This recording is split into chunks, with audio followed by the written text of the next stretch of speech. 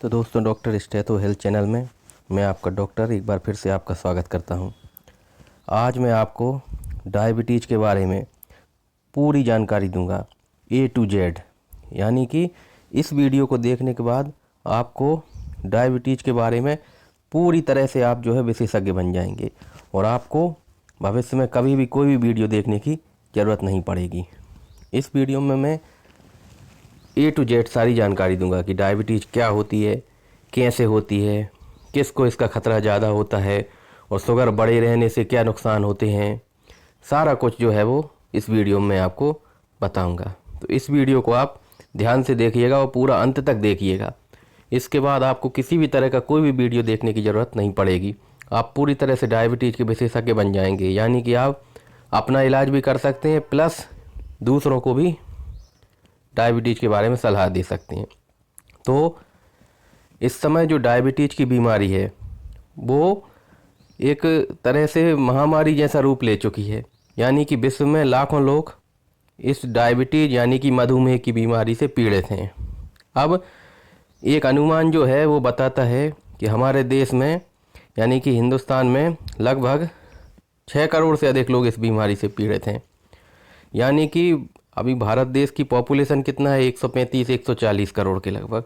उसमें से लगभग 6 करोड़ लोग ऐसे हैं भारत में जो कि इस डायबिटीज़ की बीमारी से पीड़ित हैं। तो अभी इस बीमारी को बहुत से लोग ये मानते हैं कि ये सिर्फ और सिर्फ 30-40 मतलब 40-50-60 यानी कि ज़्यादा उम्र में होती है, पर ऐसा नहीं है।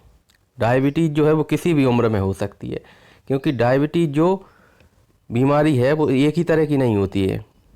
जैसे कि हम बात करें, एक होती है डायबिटीज़ टाइप 1, एक होती है डायबिटीज़ टाइप 2 और एक ऐसी डायबिटीज़ होती है जो कि प्रेगनेंसी के समय महिलाओं को होती है। यानी प्रेगनेंसी के दौरान उनमें शुगर का लेवल बढ़ जाता है, जिसे हम जेस्टेशनल डायबिटीज़ बोलते हैं। तो ये अलग अलग तरह की डायबिटीज़ हैं और ये अलग अलग उम्र के लोगों को प्रभावित कर सकती हैं। जैसा कि हम जो सामान्य तौर पर जानते हैं कि जो ज़्यादा उम्र हो जाती है जिनकी, उन लोगों को जो डायबिटीज़ होती है वो कॉमनली टाइप 2 डायबिटीज़ होती है। और इसमें मुख्य रूप से जो शरीर की जो कोशिकाएं होती हैं उनमें इंसुलिन रेजिस्टेंस आ जाती है। इस वजह से वो पैदा होती है डायबिटीज़। तो इस डायबिटीज़ की बीमारी को आमतौर पर शुगर की बीमारी के नाम से भी जाना जाता है। और इस बीमारी में खून में जो है वो शुगर की मात्रा बढ़ जाती है। और ऐसा इसलिए होता है क्योंकि हमारे शरीर में एक हार्मोन होता है जो कि हमारे शरीर का एक महत्वपूर्ण अंग होता है, अग्नाशय पैंक्रियास। उसकी बीटा कोशिकाओं के द्वारा स्रावित होने वाला एक हार्मोन होता है जिसका नाम है इंसुलिन। ये इंसुलिन हार्मोन जो है हमारे शरीर में हम जो भी फूड लेते हैं, यानी कि जो स्टार्च के रूप में हम जो फूड लेते हैं यानी कार्बोहाइड्रेट के रूप में, तो हमारे भोजन में जो है डाइजेशन के पश्चात जो है वो कार्बोहाइड्रेट के ब्रेकडाउन से ग्लूकोज बन जाता है। फिर वो ग्लूकोज खून में आ जाता है और वहाँ से फिर शरीर की जो सारी कोशिकाएं हैं वहाँ तक जो है इसको पहुँचाया जाता है ग्लूकोज को। और इसमें जो है वो महत्वपूर्ण रोल अदा करता है इंसुलिन हार्मोन। तो इंसुलिन हार्मोन क्या करता है, को एक तरह से जो है चाबी की तरह काम करता है। यानी कोशिकाओं के बाहर एक ताला लगा हुआ है, उस ताले के लिए चाबी का काम करता है और इंसुलिन नाम की इस चाबी से ही वो ताला खुलेगा। और जब वो ताला खुलेगा तभी जो है वो ग्लूकोज जो है वो कोशिकाओं के अंदर जाएगा और फिर वहीं पर जो है वो उन कोशिकाओं के अंदर जो है वो ग्लाइकोलाइसिस, क्रेब्स साइकिल और ये सारी क्रियाएं होके एटीपीज बनेंगे और एटीपी के द्वारा ही जो है हमारे शरीर को एनर्जी मिलती है। तो ये सारा कुछ जो है इस तरह से जो है हमने जो भी भोजन लिया उसको ऊर्जा में परिवर्तित करने का काम इंसुलिन हार्मोन ही करता है।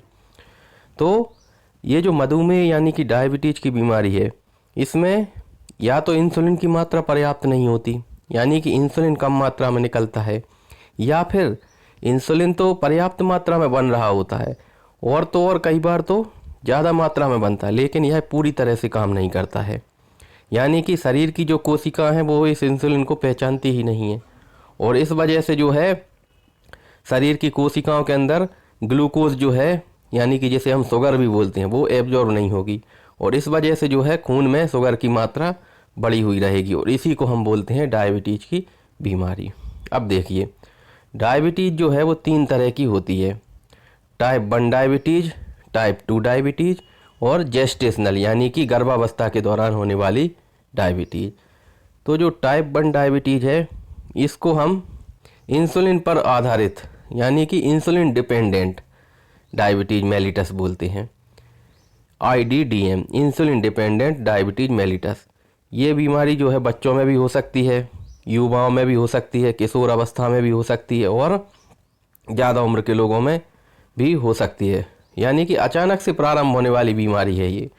इसमें होता क्या है कि हमारे शरीर में जो पैंक्रियाज होता है, अग्नाशय, उसके अंदर जो बीटा कोशिकाएं पाई जाती हैं जिनके द्वारा इंसुलिन का निर्माण होता है, उन बीटा कोशिकाओं के खिलाफ में कुछ एंटीबॉडीज़ बन जाती हैं और इन एंटीबॉडीज़ के द्वारा उन बीटा कोशिकाओं को नष्ट कर दिया जाता है।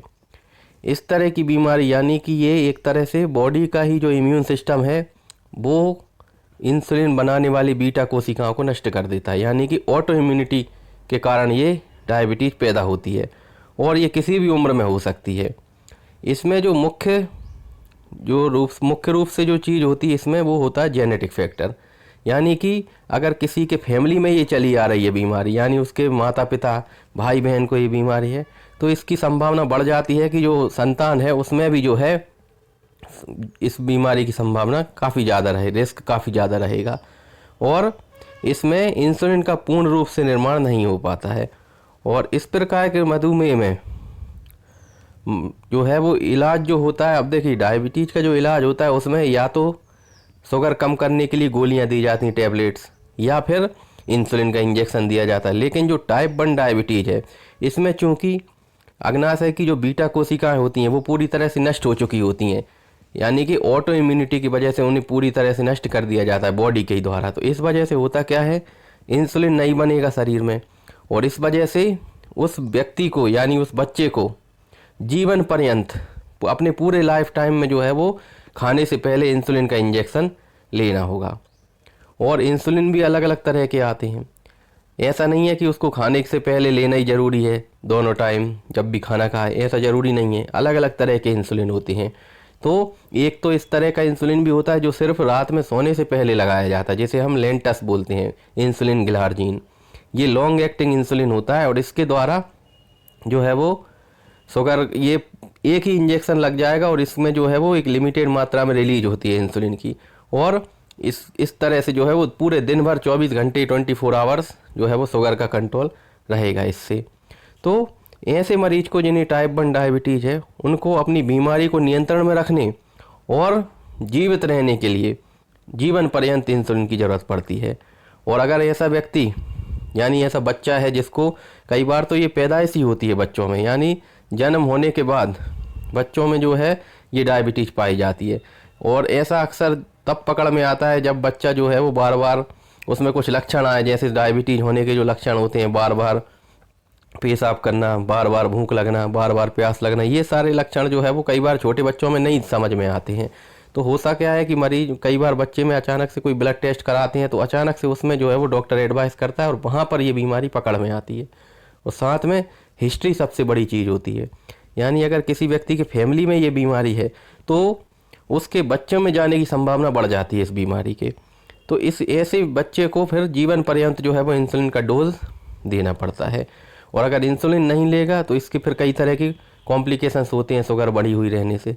तो और एक गंभीर स्थिति होती है जिसे हम बोलते हैं डायबिटिक कीटोएसिडोसिस, जो कि टाइप 1 डायबिटीज़ का एक कॉम्प्लिकेशन है। उसकी वजह से जो है वो, जिसमें कि शुगर का लेवल बहुत ज़्यादा बढ़ जाता है और इस वजह से जो है वो बॉडी में एसिडोसिस हो जाती है और कीटोन बॉडीज़ बनने लगती हैं, जिसकी वजह से किडनी भी फेल हो सकती है। तो ये फिर जान का खतरा पैदा होने वाली स्थिति हो गई। तो इस तरह से ये हो गई टाइप 1। अब जो हम अक्सर देखते हैं हमारे समाज में जो डायबिटीज़ होती है उसे हम बोलते हैं type 2 diabetes, type 2 diabetes mellitus. ये ज़्यादातर वयस्क लोग यानी कि 18 के ऊपर वाले, और कॉमनली जो पाए जाते हैं वो 30 साल से ऊपर वाले व्यक्तियों में पाई जाती है। और अभी फ़िलहाल में जो है भारत सरकार द्वारा एक NCD प्रोग्राम लॉन्च किया गया है, नॉन कम्युनिकेबल डिसीज़, जिसमें कि ये चीज़ मेंशन है कि हर व्यक्ति को, जो भी 30 साल से ऊपर का महिला या पुरुष है, उसको जो है अपना शुगर का चेकअप कराना है, ब्लड प्रेशर का चेकअप कराना है। क्योंकि ये जो सारी non communicable disease, non communicable मतलब जो एक से व्यक्ति से दूसरे व्यक्ति में नहीं फैलती हैं, ऐसी बीमारियां जैसे कि डायबिटीज़, हाइपरटेंशन, थायराइड, कैंसर, तो इन बीमारियों के लिए भारत सरकार ने एक प्रोग्राम चलाया हुआ है, NCD, non communicable disease program. तो एनसीडी के अंतर्गत ये बीमारी आती है और उसमें जो है वो 30 साल से ऊपर के सभी व्यक्तियों का जो है वो शुगर का चेकअप किया जाता है। तो ये जो भी टाइप 2 डायबिटीज़ है, ये 30 साल से ऊपर के व्यक्तियों में कॉमनली पाई जाती है। और अक्सर जो हम देखते हैं 50 के ऊपर वाले व्यक्ति हैं, क्योंकि कई मरीज तो ऐसे होते हैं जिनमें बरसों तक लक्षण मतलब जो है वो उनको समस्या रहती है लेकिन उनको पता ही नहीं चलता, उनके अंदर लक्षण भी आते रहते हैं। अब डायबिटीज़ के क्या क्या लक्षण होते हैं ये भी जानना होगा। बार बार भूख का लगना, बार बार प्यास लगना, पेशाब बार बार जाना, तो ये सारे लक्षण जो हैं वो पैदा होते हैं। तो कई बार व्यक्ति इन लक्षणों को इग्नोर करता रहता है कई कई दिनों तक, और इस वजह से उसको जो है पता ही नहीं चल पाता कि उस व्यक्ति को डायबिटीज़ है।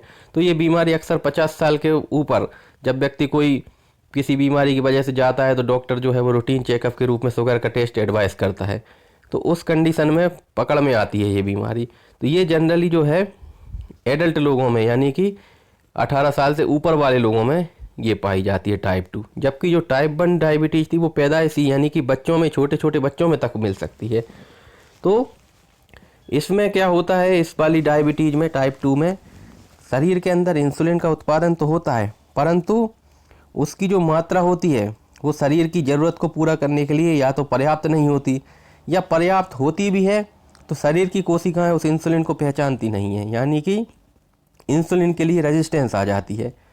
और इस वजह से जब कोशिकाएं इंसुलिन को नहीं पहचानेंगी, तो मैंने आपको बताया था कि जो इंसुलिन है वो चाबी का काम करता है, और कोशिका के बाहर जो एक ताला लगा हुआ होता है, उस ताले को खोलने के लिए इंसुलिन ज़रूरी है, क्योंकि वो ताला खुलेगा तभी जो ग्लूकोज है खून में, क्योंकि जो भी हमने भोजन में लिया है वो फाइनली डाइजेस्ट होकर ग्लूकोज में बदल जाता है, और वो ग्लूकोज तभी कोशिकाओं के अंदर जा पाएगा जबकि ताला खुलेगा। वो ताला खुलने वाली चाबी का नाम है इंसुलिन। तो इंसुलिन को नहीं पहचानती हैं कोशिकाएँ, यानी कि इंसुलिन रेजिस्टेंस आ जाती है, और इस वजह से भी जो है शुगर जो है वो कोशिकाओं के अंदर नहीं जा पाएगी।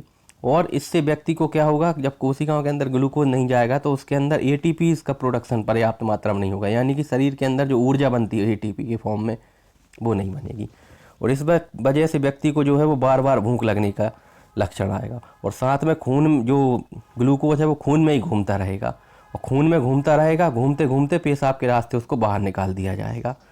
तो इस वजह से जो है खून में जो है ग्लूकोज का लेवल लगातार बढ़ा हुआ रहेगा, इसे हम टाइप 2 डायबिटीज़ बोलते हैं। तो ये ज़्यादातर 40 वर्ष या उससे अधिक की आयु में हो सकती है। फिर तीसरी तरह की जो डायबिटीज़ है वो है जेस्टेशनल डायबिटीज़, यानी कि प्रेगनेंसी के दौरान होने वाली डायबिटीज़। इसमें होता क्या है कि कई बार महिलाएं जो होती हैं इनको किसी तरह की कोई समस्या नहीं है, कोई डायबिटीज़ नहीं है, अचानक से उनका जो है शुगर लेवल बढ़ने लगता है प्रेगनेंसी के दौरान, और ऐसा जब होता है तो इसे हम बोलते हैं जेस्टेशनल डायबिटीज़। और इस डायबिटीज़ में दिक्कत ये होती है कि इसमें जो है शुगर का लेवल अगर लगातार लंबे समय तक बढ़ा हुआ रहेगा तो इसमें जो बच्चा है उसका साइज जो है वो बड़ा हो जाएगा, और इस वजह से जो है वो बच्चे की नॉर्मल डिलीवरी हो पाना कई बार संभव नहीं हो पाता, सिजेरियन डिलीवरी ऑपरेशन के द्वारा करनी पड़ती है। और गर्भावस्था के समय यदि खून में शुगर की मात्रा अधिक हो तो कुल मिला के उस बच्चे का जो है वो अंदर जो भी है फीटस है उसका वजन बहुत ज़्यादा बढ़ जाएगा, और इस वजह से डिलीवरी के दौरान जो है वो कई तरह की कठिनाइयाँ हो सकती हैं। हालांकि ऐसी महिलाओं में जब डिलीवरी हो जाती है उसके पश्चात डायबिटीज़ जो है वो कंट्रोल में आ जाती है, यानी कि उनकी शुगर बिल्कुल कंट्रोल हो जाती है। लेकिन ऐसी महिलाओं को आगे चल के डायबिटीज़ होने का बहुत ज़्यादा खतरा रहता है, क्योंकि जिन महिलाओं में गर्भावस्था के दौरान अगर डायबिटीज़ होती है तो उनमें जीवन में आगे चलकर यह बीमारी होने का खतरा बहुत ज़्यादा बढ़ जाता है। फिर मधुमेह के लक्षण क्या क्या होते हैं डायबिटीज़ के, यानी कि जो डायबिटीज़ मेलिटस है इसके क्या क्या लक्षण होते हैं। कई बार तो क्या होता है कि मरीज में कोई लक्षण होते ही नहीं है, कई लोगों को तो अचानक से पता चलता है जब किसी और बीमारी के लिए नॉर्मली जो है वो डॉक्टर ब्लड टेस्ट एडवाइस करता है तो उस दौरान अचानक से ये बीमारी पकड़ में आती है। कई बार क्या होता है कि ऑपरेशन होना होता है तो उसके पहले जो है वो कोई सर्जरी होना होती है छोटी मोटी, तो उसके लिए भी डॉक्टर जो है वो शुगर का टेस्ट कराने का बोलता है। क्योंकि अगर शुगर ज़्यादा बढ़ी रहेगी खून में तो इन्फेक्शन होने का चांस बहुत ज़्यादा बढ़ जाएगा। क्योंकि जो खून में जो बैक्टीरिया होते हैं, अगर शुगर लेवल बढ़ा रहेगा खून में तो वो बैक्टीरिया बहुत तेज़ी से ग्रोथ करेंगे और इस वजह से जो है इन्फेक्शन का खतरा बहुत ज़्यादा बढ़ जाता है। इसलिए डॉक्टर्स जो है वो ऑपरेशन के पहले शुगर कंट्रोल में हो देखने के लिए कि शुगर कंट्रोल में है कि नहीं, ये टेस्ट कराते हैं। तो उस दौरान भी कई बार पता चलता है कि इस व्यक्ति को डायबिटीज़ है। हालांकि व्यक्ति में जो है वो कुछ लक्षण पाए जाते हैं, जैसे कि 3 मुख्य लक्षण हैं। एक तो बार बार भूख लगना, क्योंकि जो ग्लूकोज है वो कोशिकाओं के अंदर प्रवेश नहीं करेगा तो शरीर को जो है कोशिकाओं के अंदर एनर्जी नहीं बनेगी और इस वजह से जो है वो शरीर को यही लगेगा कि अभी इस व्यक्ति ने भोजन नहीं किया है और इस वजह से उसको बार बार भूख लगेगी। फिर जो शुगर जो है वो खून में घूम रही है वो फाइनली पेशाब के रास्ते उसको बाहर निकाल दिया जाएगा और इस वजह से जो है पेशाब के रास्ते पानी का भी लॉस होगा। तो इस वजह से पानी की कमी होगी शरीर में, क्योंकि पानी जो है वो पेशाब के रास्ते निकल रहा है बार बार, तो इस वजह से पानी की कमी होगी तो ऐसे व्यक्ति को बार बार प्यास लगेगी और साथ में बार बार पेशाब जाना पड़ेगा। तो ये 3 लक्षण मुख्य होते हैं, यानी कि बार बार भूख लगना, बार बार पेशाब लगना और बार बार प्यास लगना, ये सारे लक्षण। साथ में अगर व्यक्ति की लंबे समय तक शुगर बढ़ी हुई रहती है, कोई कंट्रोल नहीं है शुगर का, तो इस वजह से क्या होता है कि जब कोशिकाएं जो है वो ग्लूकोज का इस्तेमाल नहीं कर पाती हैं तो फिर शरीर में जो स्टोर्ड फैट होता है, यानी जो चर्बी इकट्ठी होती है, उसका पाचन जो है वो बॉडी स्टार्ट कर देती है और इस वजह से जब फैट गलना चालू होगा तो व्यक्ति का जो है वजन असामान्य रूप से कम होने लगेगा। ये भी एक लक्षण हो सकता है। साथ में व्यक्ति को एनर्जी की कमी रहेगी, क्योंकि ग्लूकोज जो है वो एनर्जी के फॉर्म में नहीं बदल पा रहा है, तो इस वजह से उस व्यक्ति का को जो है वो एनर्जी कम रहेगी, उसको जल्दी थक जाएगा वो। कई बार शुगर जो है जो उस शुगर का कोशिकाएं इस्तेमाल नहीं कर पाती ठीक से तो व्यक्ति को चक्कर भी आ सकते हैं और चिड़चिड़ापन भी आ सकता है और ऐसे व्यक्तियों में अचानक से शुगर कम होने का भी खतरा रहता है। तो और कई बार ठीक से नींद ना आना और जब लंबे समय तक शुगर बढ़ी हुई रहती है तो आँखों की रोशनी कमज़ोर होने लगती है। इसको हम बोलते हैं डायबिटिक रेटिनोपैथी, यानी कि आँखों के अंदर भी जो है वो नुकसान होता है। साथ में हमारी जो शरीर की नसें हैं, नर्व जिनको हम बोलते हैं तंत्रिकाएं, वो भी ख़राब होने लगती हैं और इस वजह से पैरों में झंझनाहट, सुन्नपन और कई बार तो जलन बहुत तेज़ होती है, तो इसे हम डायबिटिक न्यूरोपैथी बोलते हैं। फिर बार बार स्किन इन्फेक्शन होता है, यानी त्वचा में छोटे मोटे फोड़े फुंसी बन जाएंगे बार बार। फिर पेशाब के रास्ते का संक्रमण हो जाएगा, खासतौर पर महिलाओं में बार बार ऐसा होगा पेशाब का संक्रमण। मसूड़े जो होते हैं, दांत में कैविटीज़ हो जाएंगी, दांतों में इन्फेक्शन होगा, बार बार मसूड़ों में इन्फेक्शन होगा। और साथ में कोई चोट लग जाता है तो वो उस चोट को भरने में बहुत दिन लगते हैं, उस घाव को भरने में, क्योंकि ऐसा जो है इसलिए होता है क्योंकि उसमें उस व्यक्ति में ब्लड में जो है शुगर का लेवल बढ़ा हुआ है तो बैक्टीरिया बहुत तेज़ी से ग्रो करती हैं, इसलिए उस घाव को भरने में काफ़ी टाइम लग जाता है। साथ में जो जेनाइटेलिया है, हमारा जो जननांगों वाला हिस्सा है, वहाँ पर भी खुजली का होना, बार बार स्किन इन्फेक्शन होना, ये भी एक जो है वो डायबिटीज़ का लक्षण हो सकता है। फिर डायबिटीज़ को जन्म देने वाले कौन कौन से ऐसे फैक्टर हैं जिनकी वजह से कि डायबिटीज़ होने का खतरा बढ़ जाता है और हम इनमें बदलाव भी कर सकते हैं और इस तरह से हम डायबिटीज़ को होने से रोक भी सकते हैं। तो कौन कौन से वो रिस्क फैक्टर हैं जिनके द्वारा हम ये समझ सकते हैं कि इस व्यक्ति को डायबिटीज़ का खतरा ज़्यादा है और समय रहते अगर उन रिस्क फैक्टर्स को ठीक कर लिया गया तो डायबिटीज़ को होने से रोका भी जा सकता है। इसके लिए सबसे मेन होता है पारिवारिक इतिहास, फैमिली हिस्ट्री, यानी किसी व्यक्ति के अगर माता पिता को या बहन भाई जो हैं सगे, उनको अगर जो है डायबिटीज़ है तो बहुत संभावना बढ़ जाती है कि उस व्यक्ति में भी डायबिटीज़ हो सकती है। फिर अगर हम बात करें लिंग की, यानी महिलाओं और पुरुषों में, लड़के और लड़कियों में बात करें तो लगभग रिस्क समान रहती है, परंतु 30 वर्ष की आयु तक महिलाओं में जो है वो ज़्यादा संभावना रहती है डायबिटीज़ होने की। 45 से 65 वर्ष के बीच में महिलाओं में लगभग ये मान लो कि डबल हो जाती है रिस्क, यानी महिलाओं में कुल मिला के ये ज़्यादा पाई जाती है। फिर सबसे मेन फैक्टर होता है शारीरिक वजन, यानी हमारा जो बॉडी वेट होता है वो, क्योंकि अगर शरीर का वजन ज़्यादा होगा तो बॉडी की जो कोशिकाएं हैं उनके अंदर इंसुलिन रेजिस्टेंस पैदा होने लगती है, यानी कि शरीर की कोशिकाएं उस इंसुलिन को नहीं पहचानती हैं और ये एक बहुत बड़ा रिस्क फैक्टर है। इसलिए जिन व्यक्तियों का वजन ज़्यादा होता है उन व्यक्तियों को जो है डायबिटीज़ होने की संभावना बहुत ज़्यादा होती है। और ख़ास तौर पे जो देखा गया है कि लगभग जो 75% मरीज हैं डायबिटीज़ के, उनमें उनका बॉडी का वजन जो है वो बहुत ज़्यादा होता है। 9 से लेकर 14 किलो तक अधिक पाया गया है नॉर्मल से, उनका जो एक सामान्य वजन होता है। अब ये कैसे पता किया जाए कि किसी व्यक्ति के लिए कितना वजन ठीक रहना, कितना वजन जो है वो ठीक है, कितना होना चाहिए? इसको कैलकुलेट करने के लिए एक इंडेक्स होता है जिसे हम बोलते हैं बॉडी मास इंडेक्स। तो ये जो बॉडी मास इंडेक्स है ये कैसे कैलकुलेट करेंगे? इसमें हम वेट जो होता है व्यक्ति का वजन किलोग्राम में, उसको हम हाइट जो है वो उसको मीटर में ले लेंगे, उसकी हाइट कितनी, और उसको मीटर के स्क्वायर कर देंगे, हाइट का स्क्वायर कर देंगे। इस तरह से हम बीएमआई कैलकुलेट कर लेंगे। अब ये नॉर्मल बीएमआई कितना होता है देखिए, 18.5 यानी 18.5 से कम अगर किसी व्यक्ति का बीएमआई है बॉडी मास इंडेक्स, तो हम उसको बोलेंगे कि उसका वजन कम है, अंडर वेट है वो। सबसे जो आइडियल होता है वो 18.5 यानी कि 18.5 से 24.9, ये जो है वो नॉर्मल माना जाता है। यानी कि इसे हम कह सकते हैं कि ये जो है वो ये इतना अगर किसी व्यक्ति का है तो वो पूरी तरह से फिट है, ना तो उसका वजन कम है और ना ही उसका वजन ज़्यादा है।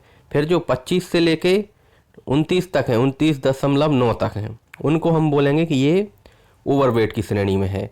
हालांकि ओबेसिटी अलग चीज़ है। अगर किसी व्यक्ति का बॉडी मास इंडेक्स 30 के ऊपर निकल जाए तो फिर हम उसको मोटापे की श्रेणी में रखेंगे, ओबेसिटी की श्रेणी में रखेंगे। अब इसमें अभी अगर 30 से लेके 34.9 तक है तो इसको हम क्लास 1 ओबेसिटी बोलेंगे, और 35 से लेके 39.9 तक है तो क्लास 2 ओबेसिटी। और जब 40 के ऊपर निकल जाएगा बॉडी मास इंडेक्स तब हम उसको बहुत ज़्यादा मोटापा बोलेंगे, एक्सट्रीम ओबेसिटी। तो जिन व्यक्तियों का वजन ज़्यादा है यानी कि 25 से ऊपर जिनकी बीएमआई है, जो ओवरवेट हैं, साथ में जिनकी बीएमआई 30 से ज़्यादा है, ओबेसिटी में है, साथ में जो बहुत ज़्यादा मोटापा से ग्रस्त हैं जिनका बीएमआई 40 के ऊपर है, ऐसे व्यक्तियों में जो है वो डायबिटीज़ होने का खतरा, खासतौर पे डायबिटीज़ टाइप 2 होने का खतरा बहुत ज़्यादा बढ़ जाता है। ये देखिए नॉर्मल बॉडी मास इंडेक्स है 18.5 टू 24.9। ओवरवेट जो है उनका कितना रहेगा, जिनको हम ओवरवेट बोलेंगे, बॉडी मास इंडेक्स रहेगा 25 से लेके 29.9 तक।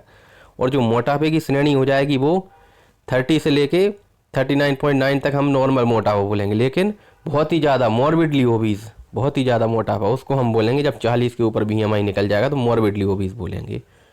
फिर क्या क्या इसकी वजह होती हैं, क्यों होती है ये डायबिटीज़, क्या क्या इसके रिस्क फैक्टर्स हैं?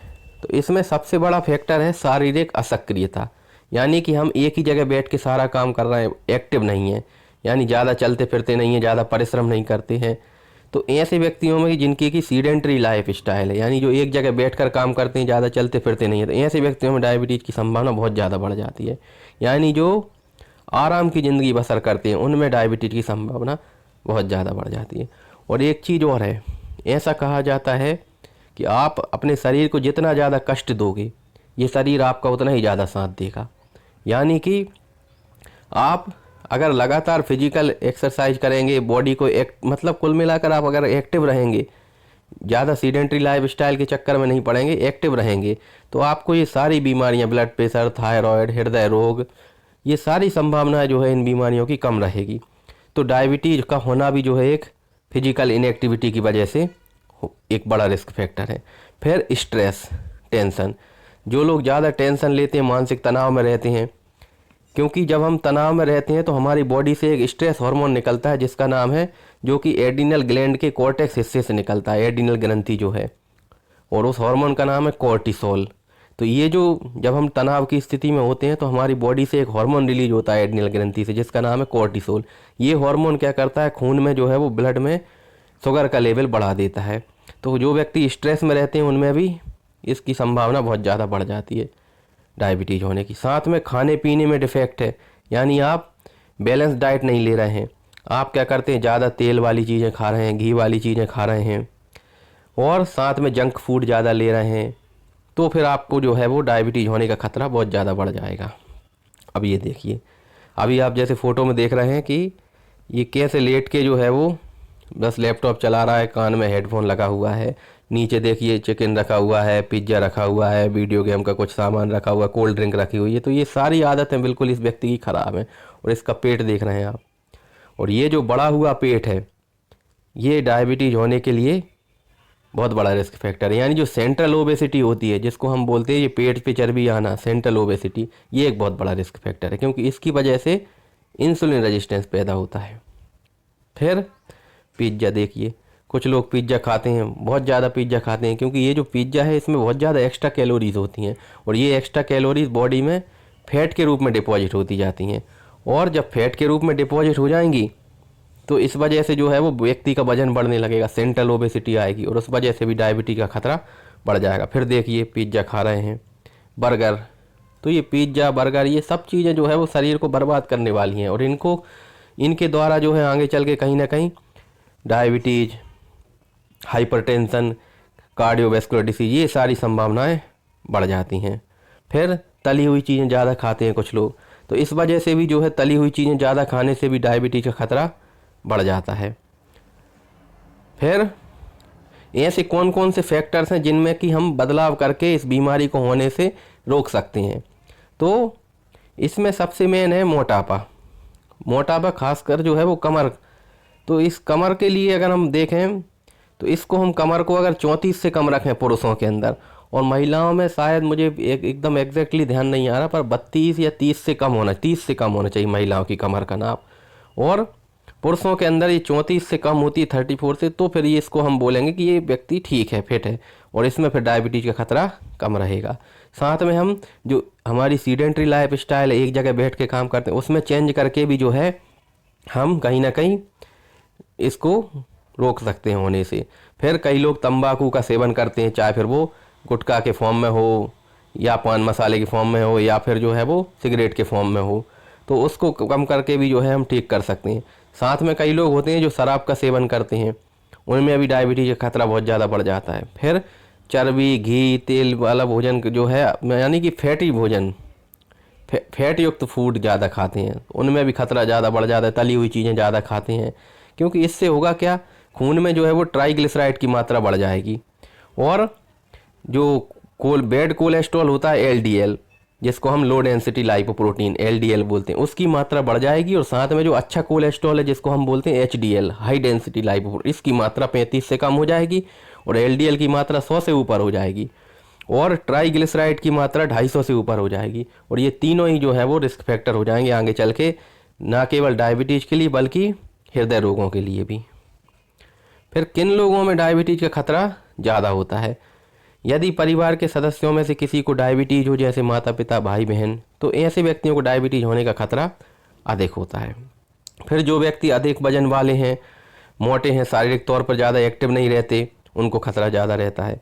फिर जिन महिलाओं को गर्भावस्था यानी प्रेगनेंसी के दौरान अगर किसी महिला की शुगर का लेवल बढ़ा हुआ आता है, तो ऐसी महिलाओं को बहुत हद तक जो है चांस है कि उसको अपने आगे चल के अपने जीवन काल में उसको डायबिटीज़ होने वाली है, तो ये भी एक खतरा माना जाता है।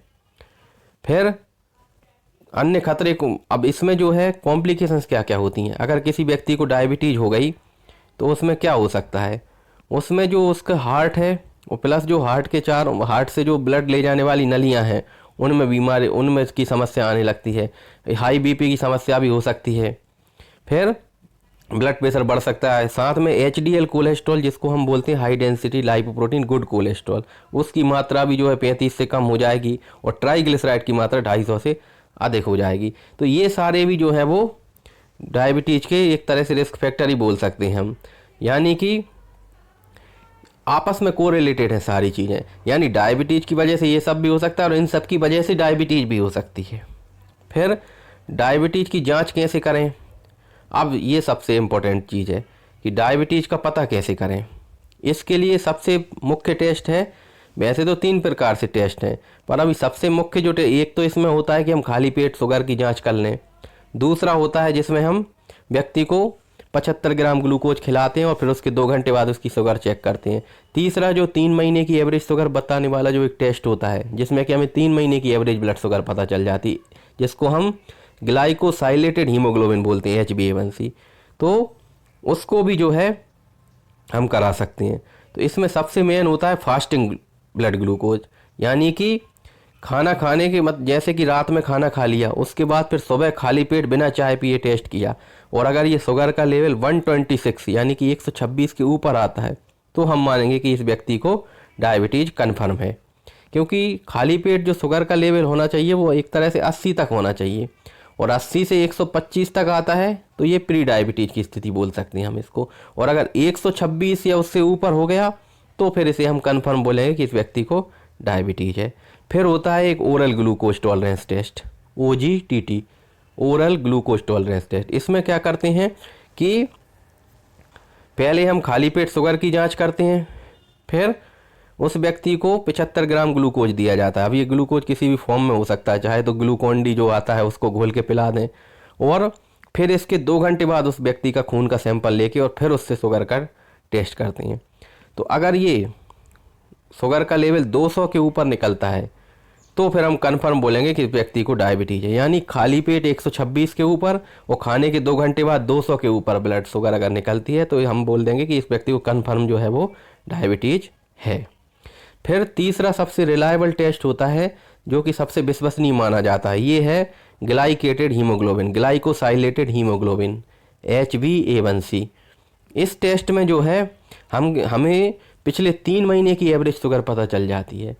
ये जो खाली पेट शुगर की जांच कराते हैं और खाने के 2 घंटे बाद कराते हैं, इसमें तो कई बार क्या होता है कि एबनॉर्मलिटी आ सकती है, यानी ये थोड़ी ऊपर नीचे हो सकती है। लेकिन जो 3 महीने की एवरेज शुगर जांच कराने के लिए जो टेस्ट है ग्लाइकोसाइलेटेड हीमोग्लोबिन, HbA1c, ये बिल्कुल जो है विश्वसनीय जांच है। क्योंकि इससे हम एक तो ये पता कर लेंगे कि उस व्यक्ति की पिछले 3 महीने की एवरेज शुगर क्या है। अगर वो बढ़ी हुई आ रही है तो हम कह देंगे कि इस व्यक्ति को कन्फर्म मतलब जो है डायबिटीज है। साथ में अगर हम किसी डायबिटीज का मरीज है, उसकी ऑलरेडी दवाइयाँ चल रही हैं या फिर इंसुलिन थेरेपी चल रही है, तो उस व्यक्ति की शुगर कितना कंट्रोल में है पिछले 3 महीने में, ये देखने के लिए भी जो है हम टेस्ट कराते हैं कि उस व्यक्ति की शुगर कंट्रोल में है कि नहीं है। कई बार क्या होता है खाली पेट या खाने के 2 घंटे बाद वाली जो जांच होती है उससे उतना कंफर्म नहीं हो पाता, इसलिए हम इस जांच को कराते हैं।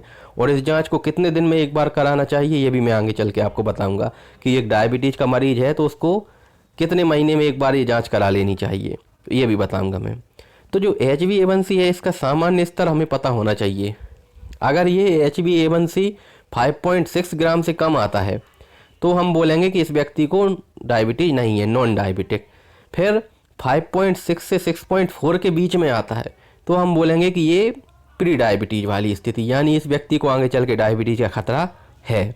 और अगर ये 6.5 या उससे ऊपर आ जाती है ग्लाइकोसाइलेटेड हीमोग्लोबिन, तो हम कंफर्म बोलेंगे कि इस व्यक्ति को पक्के में डायबिटीज हो चुकी है। तो ये जो ग्लाइकोसाइलेटेड हीमोग्लोबिन टेस्ट है ये बहुत ही काम का टेस्ट है। इसमें हम कंफर्म पता लगा लेते हैं कि इस व्यक्ति को डायबिटीज है कि नहीं है, यानी पिछले 3 महीने की एवरेज शुगर का पता करके। अब देखिए, एक होती है प्री डायबिटीज और एक होती है डायबिटीज। तो इसमें जो है कब हम प्री डायबिटीज बोलेंगे, कब डायबिटीज बोलेंगे, कितना ग्लूकोज का लेवल होना चाहिए, कितना HbA1c का लेवल होना चाहिए, ये बताता हूँ। देखिए, जो फास्टिंग ग्लूकोज है यानी खाली पेट 8 से 10 घंटे खाली पेट रहने के बाद जो शुगर का लेवल, अगर देखो नॉर्मल शुगर का लेवल होता है खाली पेट 80 से लेके 100, और अगर ये बढ़ के 100 से 125 के बीच में आ रहा है खाली पेट शुगर का लेवल, फास्टिंग ग्लूकोज जिसको हम बोलेंगे, तो इस कंडीशन में हम बोलेंगे कि ये जो है वो प्री डायबिटीज की स्थिति है, यानी ये जो व्यक्ति है आगे चल के इसको डायबिटीज हो सकती है। अभी फ़िलहाल में डायबिटीज नहीं है लेकिन आगे चल के इसको डायबिटीज का खतरा है। और अगर किसी व्यक्ति की खाली पेट शुगर फास्टिंग ग्लूकोज जो है वो 126 या उसके ऊपर आता है तो हम बोलेंगे कन्फर्म इस व्यक्ति को डायबिटीज हो चुकी है। फिर जो ओरल ग्लूकोज टॉलरेंस टेस्ट होता है OGTT, इसमें हम क्या करते हैं कि व्यक्ति को खाली पेट रखते हैं 8 से 10 घंटे, उसके बाद उसकी शुगर ले लेते हैं और फिर उसके बाद उसको 75 ग्राम ग्लूकोज देते हैं खाने के लिए, और फिर उसका 2 घंटे बाद शुगर टेस्ट करती हैं। और अगर वो 140 से 199 के बीच में शुगर आ रहा है तो हम बोलेंगे कि ये प्री डायबिटीज की स्थिति है। और अगर 200 या उसके ऊपर निकल गया खाने के 2 घंटे बाद, यानी कि ग्लूकोज को खिलाने के 2 घंटे बाद 200 के ऊपर निकल गया तो हम बोलेंगे कि इस व्यक्ति को कन्फर्म डायबिटीज हो चुकी है। साथ में अगर ग्लाइकोसाइलेटेड हीमोग्लोबिन का लेवल 5.7 से 6.4 के बीच आता है तो इसे हम बोलेंगे प्री डायबिटीज की स्थिति।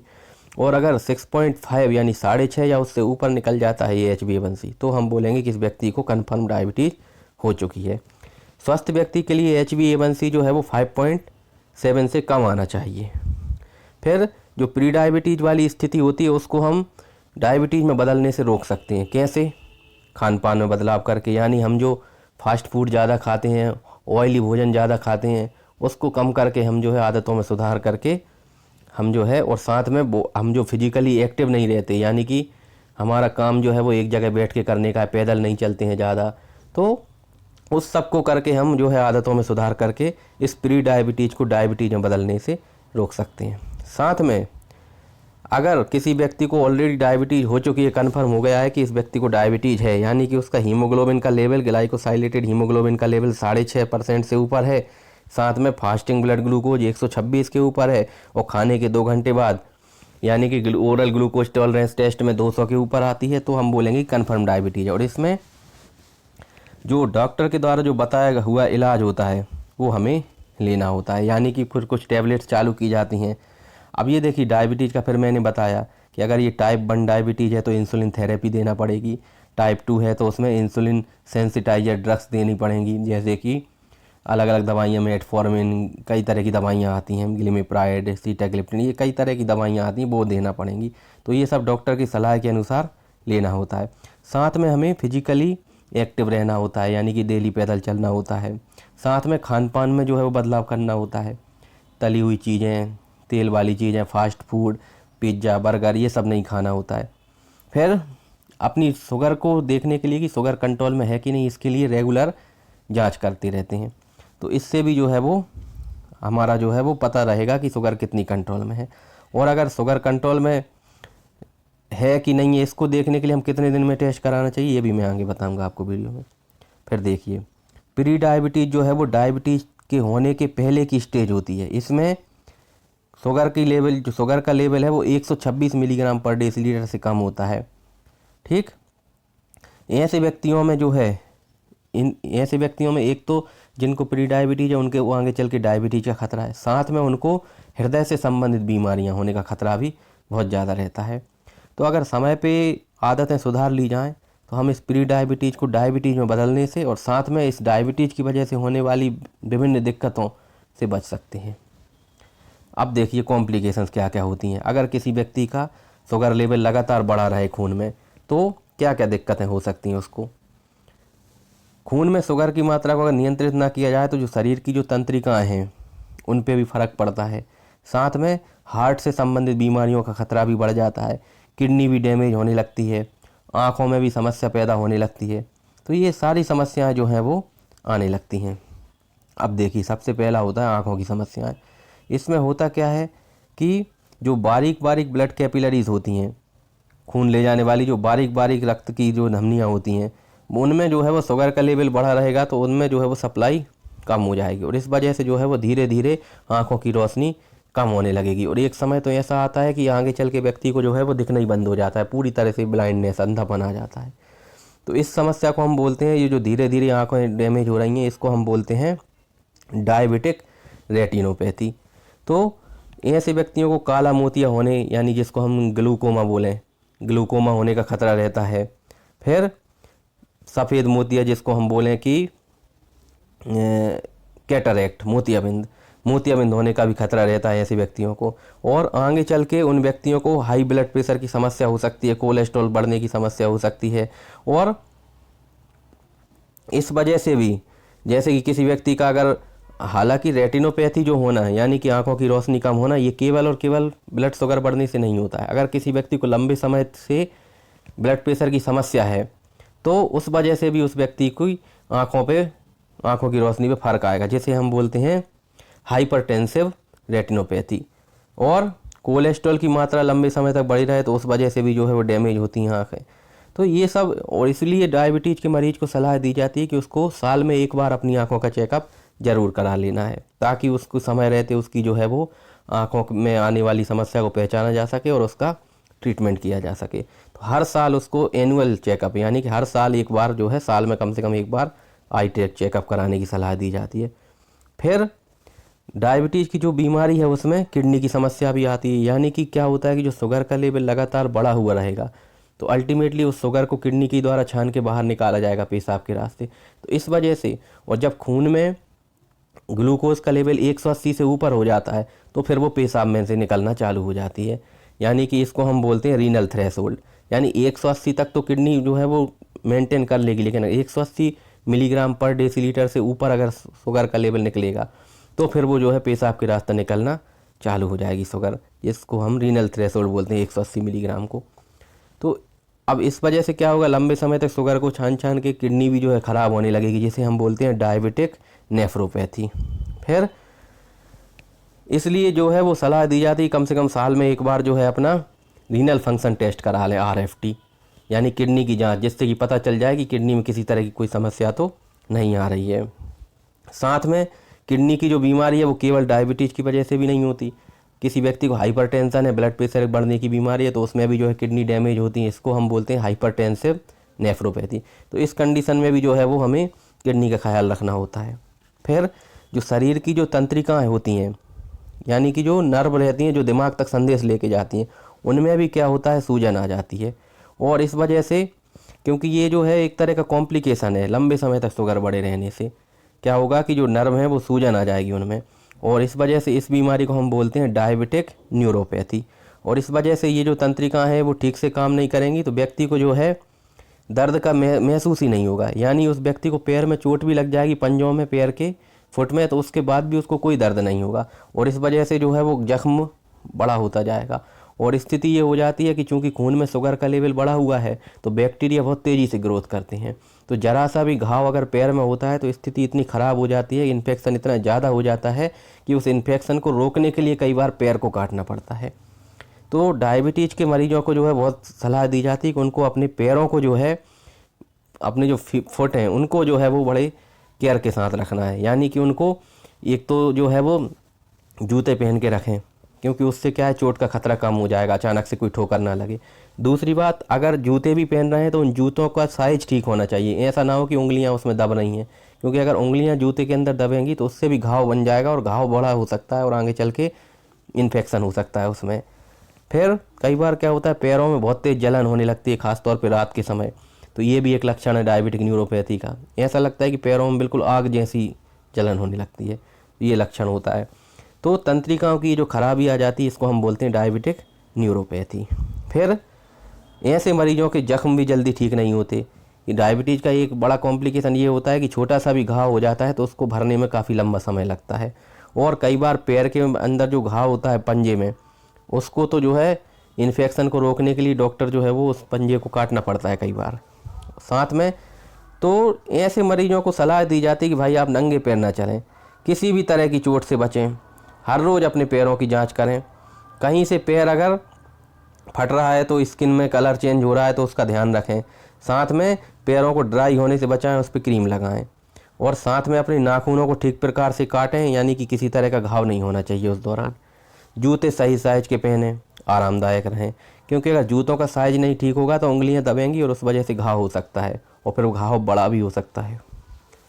फिर दिल का दौरा यानी कि हार्ट अटैक आने की संभावना बहुत ज़्यादा बढ़ जाती है, क्योंकि होगा क्या कि जब खून में शुगर की मात्रा बढ़ी रहेगी तो खून जो है वो गाढ़ा हो जाएगा, और जब ऐसा गाढ़ा खून जो है वो बहेगा तो उसमें जो है वो हार्ट के अंदर जो बारीक ब्लड कैपिलरीज हैं उनमें ब्लॉकेज होने का खतरा रहता है, और ब्रेन के अंदर भी ऐसा खतरा बढ़ जाता है, इस वजह से भी जो है वो स्ट्रोक की समस्या हो सकती है। फिर हृदय रोग से बचने के लिए हमें क्या करना है, लगातार एक्टिव रहना है, और यानी कि एक्टिव रहें, लंबे समय तक जो है वो एक जगह बैठकर ना रहें। कुल मिलाकर के फिजिकली एक्टिव रहना बहुत ज़रूरी है। अगर आप फिजिकली एक्टिव रहेंगे, और WHO का जो प्रोटोकॉल है उसके हिसाब से भी हफ्ते में कम से कम 5 से 6 दिन प्रतिदिन 30 मिनट जो है वो पैदल चलना चाहिए। तो अगर आप एक्टिव रहेंगे तो आपको ये blood pressure, sugar, heart disease, ये सारी समस्याओं से वैसे भी आप दूर रहेंगे। तो और अपना वजन जो है वो कंट्रोल में रखना बहुत ज़रूरी है। खान पान की जो आदतें हैं उनमें बदलाव करना बहुत ज़रूरी है। अपने खून में शुगर की मात्रा जो है वो एक लिमिट से ज़्यादा नहीं होनी चाहिए। शुगर को कंट्रोल में रखना है। शराब और तंबाकू का सेवन नहीं करना है। साथ में साल में कम से कम एक बार अपने डॉक्टर का परामर्श लें, और उस हिसाब से जो है शुगर की जो गोलियां चल रही हैं उनका डोज एडजस्ट करवाते रहें, और साथ में आँखों का चेकअप करवाते रहें, और किडनी का चेकअप। इस तरह से सारी जाँचें जो है रूटीन में रहेंगी, सब कुछ ठीक रहेगा। फिर डायबिटीज़ के बचाव के लिए हम क्या कर सकते हैं कि हमें हमें जो है वो डायबिटीज़ ना हो। अगर हम प्री डायबिटीज़ की स्थिति में है तो उससे डायबिटीज़ की स्थिति में ना जाएं, उसके लिए हमें खान पान पर नियंत्रण करना होगा, यानी कि संतुलित भोजन लेना है। अनाज, दालें, खासतौर पे जो भोजन में फाइबर्स होते हैं रे से, जैसे कि फाइबर्स कहाँ से मिलेंगे हमको, जैसे कि उबले हुए जिनको हम बोलें कि स्प्राउट्स जिनको हम बोलते हैं, यानी कि चने, सोयाबीन या फिर जो है अपना मूंग की दाल, इनको गला के रात भर गला दें और इसको सुबह जो है वो एक कपड़े में लपेट के रख दें और जब वो अंकुरित हो जाएं उसके बाद उनको खाएं। तो इस तरह से बॉडी को फाइबर्स मिलेंगे, इससे भी शुगर होने का खतरा कम रहता है। साथ में हरी सब्जियां खाएं, फल भी जो है जो ज़रूरी फल हैं, अच्छे फल हैं, उनको खाएं और निश्चित समय पर खाना खाएं। ऐसा नहीं कि जब चाहे खान पान की जो आदतें हैं, कई लोग क्या करते हैं रात में देर रात तक खाना खाते हैं, तो वो आदत भी ख़राब रहती है, उससे भी जो है वो शुगर अनकंट्रोल होने का खतरा रहता है। फिर रोटी बनाने में जो है वो आटा जो है वो थोड़ा सा मोटा वाला इस्तेमाल करें, एकदम बारीक आटा जो है वो कहीं ना कहीं उससे भी डाइजेशन पे फ़र्क पड़ता है। फिर कम घी कम तेल वाला खाना खाएं और फाइबर्स जैसे मैंने बताया, फाइबर्स जो क्या है, जो स्प्राउट्स होते हैं अंकुरित, चने, मूंग की दाल, ये सब खाएं तो जिससे जो है फाइबर्स मिलें। सलाद वगैरह, ककड़ी, मूली, टमाटर, गाजर, ये सब खाएं। फिर जो सेब फल होता है, नाशपाती होता है, ऐसे फल खा सकते हैं। मौसमी, संतरे वगैरह ये खा सकते हैं। अंकुरित अनाज खाएं और सबसे मुख्य जो है वो सक्रिय जीवन शैली, यानी एक्टिव लाइफ स्टाइल। एक जगह बैठे ना रहें, एक्टिव रहें और साथ में जो है वो डेली प्रतिदिन जो है वो कुछ ना कुछ वॉकिंग करें, पैदल चलें। इस तरह से आप जो है वो प्री डायबिटीज़ को डायबिटीज़ में बदलने से रोक सकते हैं। फिर अब जो मधुमेह से पीड़ित व्यक्ति है, जिसको ऑलरेडी डायबिटीज़ हो चुकी है, उसको क्या करना है कि उसको आगे चल के जीवन में समस्याएं ना हो, इसके लिए उसको कॉम्प्लिकेशन से बचना है। और इसके लिए उसको क्या करना है कि अपना खान पान ठीक रखना है, कम घी तेल वाला खाना खाना है, अधिक रेशेदार भोजन करना है जिसमें फाइबर्स ज़्यादा हों, फिजिकली एक्टिव रहना है, सही समय पर दवाई लें और सही डोज में लें, यानी कि डॉक्टर को दिखाते रहें और फिर डॉक्टर जिस हिसाब से डोज बताता है, कई बार क्या होता है कि शुगर कंट्रोल में नहीं होती है तो डोज बढ़ाना पड़ता है, दवा भी चेंज करना पड़ती है, इंसुलिन का डोज भी बढ़ाना पड़ता है। तो इस तरह से भी जो है सही दवाई लेकर अपनी शुगर कंट्रोल में रखें।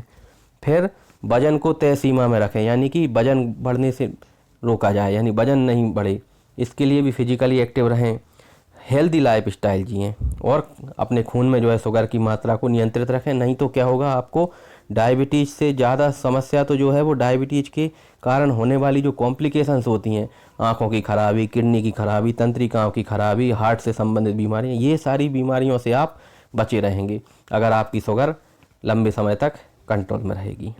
फिर जो डायबिटीज़ के मरीज होते हैं उनमें क्या क्या मतलब क्या क्या ऐसी इमरजेंसी स्थिति आ सकती हैं, अचानक से उनको जो है वो कौन कौन सी बीमारियों का खतरा रहता है। जैसे कि किसी व्यक्ति की, मान लो किसी व्यक्ति का को जो है डायबिटीज़ है और उसका इंसुलिन का इंजेक्शन चल रहा है, तो कई बार होता क्या है कि वो व्यक्ति इंसुलिन का इंजेक्शन तो लगा लिया उसने खाने से ठीक पहले, लेकिन मान लो वो 5 रोटी खाता है, उसने मात्र 2 या 1 रोटी ही खाई। तो इस वजह से हुआ क्या, क्योंकि इंसुलिन तो उसने जितना डॉक्टर ने एडवाइस किया था उसने उतना ही लगा लिया, लेकिन खाना कम खाया। तो इस वजह से होगा क्या कि उसके खून में जो है इंसुलिन जो है वो खून में जाएगा और इस तरह से जो है ब्लड में शुगर लेवल जो है वो ज़रूरत से ज़्यादा कम हो जाएगा। और जब ये 70 से कम हो जाता है, यानी 70 मिलीग्राम पर डेसीलीटर से जब ब्लड शुगर लेवल कम हो जाता है, तो ऐसी स्थिति में व्यक्ति को बहुत ज़्यादा ठंडा पसीना आएगा, उसको जो है हृदय की धड़कन तेज़ हो जाएगी और कई बार तो जो है वो अनाप शनाप बातें करने लगता है, यानी कि मानसिक संतुलन भी उसका ठीक नहीं रहेगा, इस समय जो है वो अनाप शनाप बातें करने लगेगा।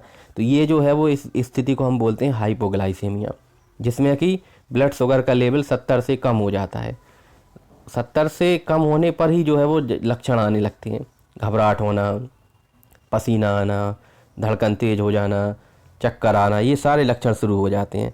तो ऐसा इसलिए होता है क्योंकि उसने शुगर की मात्रा जो है, शुगर की जो दवाई है वो ज़्यादा मात्रा में ले ली और खाना कम मात्रा में खाया, तो इस वजह से हो सकता है। साथ में डायबिटीज़ का मरीज अगर वो ज़रूरत से ज़्यादा हैवी एक्सरसाइज कर ले तो इस वजह से भी उसका ग्लूकोज का लेवल जो है वो एकदम से कम हो सकता है, हाइपोग्लाइसेमिया पैदा हो सकती है। तो ये भी ध्यान में रखना बहुत ज़रूरी है। फिर मधुमेह से जो पीड़ित व्यक्ति है वो स्वयं की देखभाल कैसे करें, तो इसके लिए देखो, यदि किसी को मधुमेह की बीमारी हो जाए तो यह कभी भी पूरी तरह से ठीक नहीं हो पाती, ये बात ध्यान रखना जरूरी है। कई बार होता क्या है कि मरीज जो है डायबिटीज़ का मरीज, जैसे उसको 10 साल हो गए दवा खाते खाते, फिर उसको अचानक से कोई उसका रिश्तेदार आता है, उसको बताता है कि नहीं साहब मैं तो फला पत्ती का जूस पी रहा था या फला चूर्ण खा रहा हूँ, तुम भी ले लो वो चूर्ण, उससे शुगर कंट्रोल में हो जाएगी। और ऐसे व्यक्ति कई बार क्या करते हैं, चूर्ण वगैरह ऐसा कोई सा भी चूर्ण लेने लगते हैं बिना किसी रिसर्च के, बिना किसी एविडेंस के, वो दवा है उसको लेने लगे और कोई पत्ती अत्ती का रस है वो पीने लगे अपने मन से ही, और कभी शुगर टेस्ट भी नहीं करते। तो इस वजह से क्या होता है, लंबे समय तक उनकी शुगर बढ़ी हुई रहती है और उनको शुगर बढ़ी रहने से जो नुकसान होते हैं वो होने लगते हैं उनको। तो ऐसा नहीं करना है, क्योंकि ये डायबिटीज़ की जो बीमारी है, कई लोग तो ऐसा दावा करते हैं, यूट्यूब पर ही जो है वो कई ना जाने ऐसे वीडियोस मिल जाएंगे आपको जिनमें ये दावा किया जा रहा है कि हमने जो है वो इतने लोगों की डायबिटीज़ जड़ से ठीक कर दी या उतने लोगों की जड़ से ठीक कर दी। तो देखिए, ये जो डायबिटीज़, या मान लो किसी व्यक्ति में इंसुलिन बनता ही नहीं है, तो आप उसको कैसे ठीक कर दोगे जड़ से? उसके अंदर जो पेंक्रियाज है वहाँ पे बीटा कोशिकाएं ऑलरेडी नष्ट हो चुकी हैं, तो अब ऐसे व्यक्ति में आप कैसे उसको जो है वो इंसुलिन बनवा लोगे? उससे संभव ही नहीं है। तो उसको फिर उसका उपचार एक ही है कि आपको लाइफ लॉन्ग जो है वो इंसुलिन का इंजेक्शन लेना पड़ेगा। तो इसको केवल कंट्रोल में रखा जा सकता है, इसको जड़ से ख़त्म नहीं किया जा सकता, ये बात ध्यान में रखना है। हाँ, इसको साथ में जो है, हाँ दवा का डोज कम हो सकता है, पर पूरी तरह से ख़त्म होना तो मुश्किल है। कम हो सकता है। कम कैसे हो सकता है? अगर आप एक्टिव लाइफ स्टाइल रखें, खान पीन में बदलाव करें, तो इस तरह से आपके डोज जो है वो दवा का कम हो सकता है, लेकिन ये जो है पूरी तरह से ठीक नहीं हो पाती है। तो मरीज को स्वयं की देखभाल करना जो है वो बहुत ज़रूरी होता है, क्योंकि अगर वो जो है डेली अपनी जो लाइफ स्टाइल जब तक ठीक नहीं करेगा तब तक उसकी शुगर जो है वो अनियंत्रित रहेगी। कई बार क्या होता है कि मरीज जो है बीच बीच में कुछ मीठा खा लेता है, उसका मन हो जाता है, घर में कोई त्यौहार होता है, कुछ मीठा बना तो उसने भी साथ में ले लिया, घी तेल वाली चीज़ें ज़्यादा ले रहा है, तो ये आदतें बहुत ख़राब हैं। डायबिटीज़ के मरीज़ को जो है बिल्कुल स्ट्रिक्ट रहना पड़ता है कि किसी भी तरह से जो है, चाहे कुछ भी हो जाए, मीठा बिल्कुल भी नहीं लेना है। फिर चाय भी अगर पीना है तो बिल्कुल फीकी पिएं, या फिर शुगर फ्री की टैबलेट्स आती हैं 1 या 2, उनका भी जो है कम से कम इस्तेमाल किया जाए तो ज़्यादा बेहतर है। साथ में खून में शुगर की मात्रा की जो है वो पर्याप्त जांच करते रहें समय समय पर। ऐसा नहीं है कि बस आज टेस्ट कर ली फिर कभी शुगर ही टेस्ट नहीं कर रहे।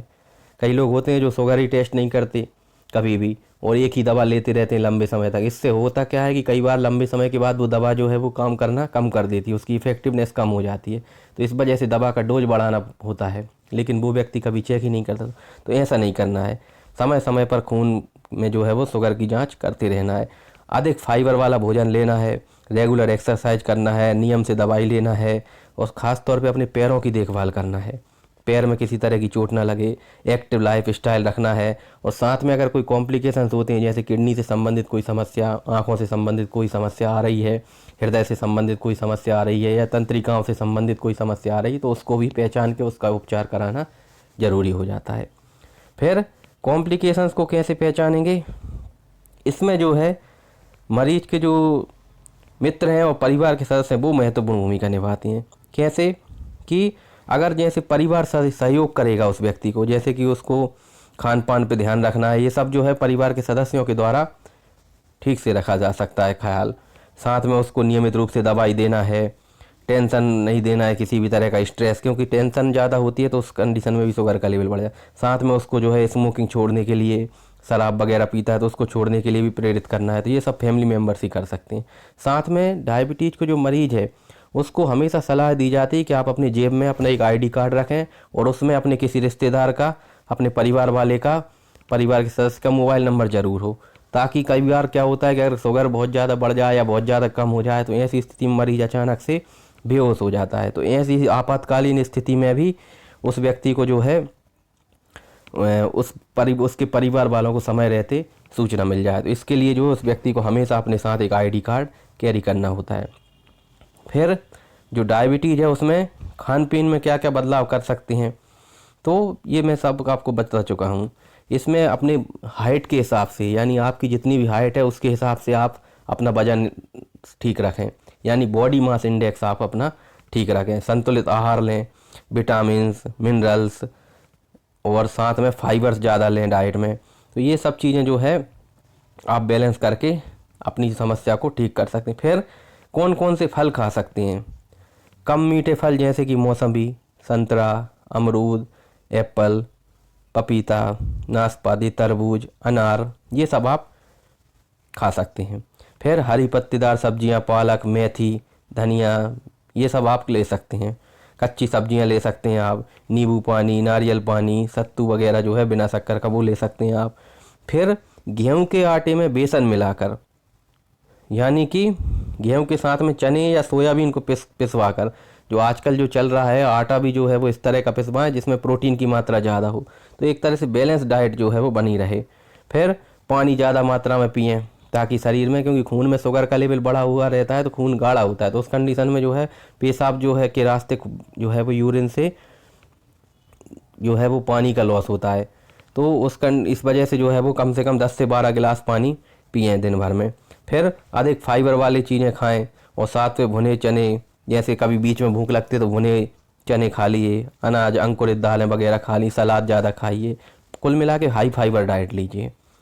फिर खाने में क्या क्या ना खाएं ये बहुत ज़रूरी है, जैसे कि जो बहुत ज़्यादा मीठे फल होते हैं, आम, केला, चीकू, अंगूर, अनानास, खजूर, ये बिल्कुल ना खाएं क्योंकि ये इनमें शुगर की मात्रा बहुत ज़्यादा होती है।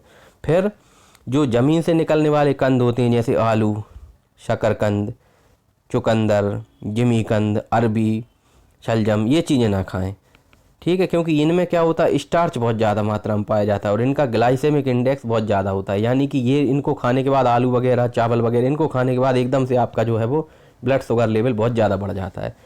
तो ऐसी चीज़ों को हमें नहीं खाना है, जड़कंद वाली। फिर ज़्यादा मीठे खाने वाली चीज़ें, तो मीठा तो जो है वो खाना ही नहीं है, चीनी हुई, गुड़, शहद, लड्डू, चॉकलेट, जैम, ये सब नहीं खाना है। पूड़ी, पकोड़ा, पराठा, समोसा, नमकीन, ये चीज़ें भी नहीं खाना है। फिर कुछ चीज़ें सूखी जैसे ड्राई फ्रूट्स होते हैं जैसे मूंगफली, खजूर, काजू, पिस्ता, ये भी नहीं खाना है। कोल्ड ड्रिंक नहीं पीना है। कोल्ड ड्रिंक पीने से भी क्या होता है, जब कोल्ड ड्रिंक हम पीते हैं तो एकदम से शुगर का लेवल बहुत हाई हो जाता है, तो ये भी जो है वो अच्छी चीज़ नहीं है। फिर दूध भी जो है मलाई वाला नहीं लेना है, मक्खन नहीं खाना है, घी, और साथ में अंडे का पीला वाला भाग नहीं खाना है। वाइट वाला भाग आप खा सकते हो, पीला वाला भाग नहीं खाना है। और रेड मीट जो मांस होता है उसको भी नहीं खाना है आपको, क्योंकि उसमें फैट की मात्रा ज़्यादा होती है। देखिए ये घी है, एक ये अंडे का पीला भाग है और ये रेड मीट है, तो ये लाल जो मांस होता है इसमें भी जो है वो फैट की मात्रा बहुत ज़्यादा होती थी, इसको भी कम से कम या नहीं खाना है डायबिटीज़ के मरीज़ को। साथ में नियमित रूप से अपनी दवाई लेना है, ये बहुत ज़रूरी चीज़ है। कई बार मरीज़ क्या करते हैं, भूल जाते हैं, कहीं मान लो कहीं बाहर गए, किसी कार्यक्रम में किसी के यहाँ गए तो दवाइयाँ साथ लेना भूल जाते हैं। अब दवाइयाँ ही साथ नहीं ले गए हैं और फिर ऐसे ही 5-5, 6-6 दिन तक दवाई नहीं लेते, इस वजह से शुगर का लेवल बढ़ा हुआ रहता है, तो ऐसा नहीं करना है। और अगर किसी को इंसुलिन का इंजेक्शन लग रहा है तो उसको ध्यान में रखना है कि इंसुलिन का इंजेक्शन जितना डोज में बताया उतने में ही लेना है, और साथ में अगर किसी समय खाने की इच्छा नहीं है तो इंसुलिन का इंजेक्शन भी नहीं लेना है। नहीं तो होता क्या है, मरीज को मान लो भूख नहीं लगी लेकिन फिर भी उसने इंसुलिन का इंजेक्शन ले लिया, तो इससे क्या होगा, खून में जो है वो शुगर का लेवल एकदम से कम हो जाएगा और इस वजह से व्यक्ति को हाइपोग्लाइसेमिया हो जाएगा। हाइपोग्लाइसेमिया के लक्षण आने लगेंगे, ठंडा पसीना आना, घबराहट होना, धड़कन तेज हो जाना, अनाप शनाप बातें करना, ये सब। इस सब से बचना है तो हमें इंसुलिन का डोज बड़े हिसाब से लेना है। ख़ास तौर पे अगर किसी व्यक्ति को जैसे भूख नहीं लगी है, आधी भूख लगी है, जैसे मान लो 5 रोटी खाता है, आज उसकी इच्छा 2 रोटी या 2.5 रोटी खाने की है, तो उसको इंसुलिन का डोज भी आधा कर देना होता है। ये जो है वो उसको एडजस्ट करके, और साथ में अगर उसको जब भी ऐसा लगता है कि उसको ठंडा पसीना आ रहा है, कुछ घबराहट जैसा हो रहा है, तो उसको तत्काल जो है वो तत्काल जो है अपनी शुगर की जांच कर लेना है, और अगर कम निकलती है 70 से, तत्काल उसको जो है 1 कप चाय या फिर कुछ अपना जो है वो जेब में एक शक्कर का पैकेट रखना है, तत्काल वो पी के थोड़ा सा पानी पी लो तो अपने आप जो है वो शुगर का लेवल बढ़ जाता है। तो बहुत नियम से जो है वो रहना पड़ता है। फिर भोजन भी जो है वो टाइम पर लेना होता है। कई बार ज़्यादा देर तक, लंबे समय तक भूखा नहीं रहना होता है। कई बार क्या होता है, इधर दिन में 12 बजे खाना खा लिया, उधर रात में भी फिर 11 बजे खाना खा रहे हैं, तो ऐसा नहीं करना है।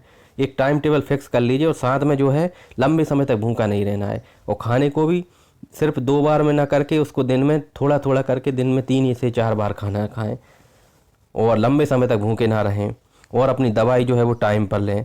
और साथ में शराब का सेवन नहीं करना है, क्योंकि जो शराब पीते हैं जो लोग, खासतौर पे जो लोग इंसुलिन का इंजेक्शन ले रहे हैं शुगर कंट्रोल करने के लिए, वो अगर शराब का सेवन कर लेते हैं तो उनकी शुगर एकदम से कम होने का खतरा बढ़ जाता है। फिर खून में शुगर की नियमित रूप से जांच करते रहें। हाइपरग्लाइसेमिया तो नहीं हो रहा, कहीं खून में शुगर की मात्रा तो नहीं बढ़ रही है, या फिर खून में शुगर की लेवल कम तो नहीं हो रहा, हाइपोग्लाइसेमिया, इसको भी जो है वो नज़र में रखना बहुत ज़रूरी है। फिर कैसे जांच कर सकते हैं हम, इसके लिए देखिए ग्लूकोमीटर होना बहुत ज़रूरी है। ग्लूकोमीटर जो है, जो भी जिस व्यक्ति के घर में डायबिटीज़ का कोई मरीज़ है उसको ग्लूकोमीटर लेना बहुत ज़रूरी है। ये ग्लूकोमीटर बहुत सस्ता है, 700-800 रुपये, 1000, 2000, 2500, ऐसे हर तरह की कीमत के आते हैं। और साथ में उसमें जो पत्तियां होती हैं, स्ट्रिप बोलते हैं जिनको हम, जिनसे कि जो है जिनका इस्तेमाल होता है, वो स्ट्रिप भी 50 स्ट्रिप लगभग 600-700 रुपये में आ जाती हैं। तो इनको भी लेना है। और साथ में जो है हर महीने 15 दिन, महीने भर ऐसे जो है अपना टेस्ट, शुगर का टेस्ट करते रहना है। फिर अगर किसी व्यक्ति को जो है वो या तो उसकी दवाई चल रही है या इंसुलिन चल रहा है, तो उसको जो है, जो इंसुलिन पर जो डिपेंडेंट मरीज हैं, जिनको इंसुलिन ले रहे हैं, उनमें दिक्कत ये होती है कि उनमें शुगर का लेवल एकदम से जो है वो कम होने का खतरा बढ़ जाता है। जबकि जो लोग टैबलेट्स ले रहे हैं उनमें शुगर एकदम से कम होने का खतरा थोड़ा सा कम रहता है। लेकिन जो इंसुलिन ले रहे हैं और अगर वो व्यक्ति भोजन ना करें या फिर बहुत हैवी एक्सरसाइज कर लें, तो ऐसे व्यक्तियों में शुगर कम होने का खतरा बहुत ज़्यादा होता है। फिर कई बार क्या होता है कि हम जो है वो स्ट्रिप खरीद लाए ग्लूकोमीटर की, और उससे जो है वो करे जा रहे हैं टेस्ट, जबकि जो ग्लूकोमीटर की स्ट्रिप होती है उनकी एक एक्सपायरी डेट होती है, 1 साल 2 साल। अगर उससे ज़्यादा एक्सपायरी डेट निकल चुकी है और आप उसके टेस्ट करेंगे तो वो आपको बिल्कुल गलत रीडिंग बताएगा। आपकी शुगर होगी 100 और वो हो सकता है आपको 250-300 बता दे या 50 बता दे। तो ये भी ध्यान रखना है कि जो ग्लूकोमीटर की जो स्ट्रिप है उनकी एक्सपायरी डेट ना निकली हो। और कम से कम अपने को क्या करना है कि जो 2 साल, हर 2 साल में जो है वो ग्लूकोमीटर चेंज कर देना है, ग्लूकोमीटर बदल लेना है। तो इस तरह से जो है ख्याल रखना है। साथ में हर 6 महीने में कम से कम एक बार जो है HbA1c करा लेना है, ग्लाइकोसाइलेटेड हीमोग्लोबिन। इससे हमें पिछले 3 महीने की जो एवरेज शुगर है हमारी, उसका पता चल जाएगा। तो ये जांच भी हर 6 महीने में एक बार करा लेना बेहतर रहता है।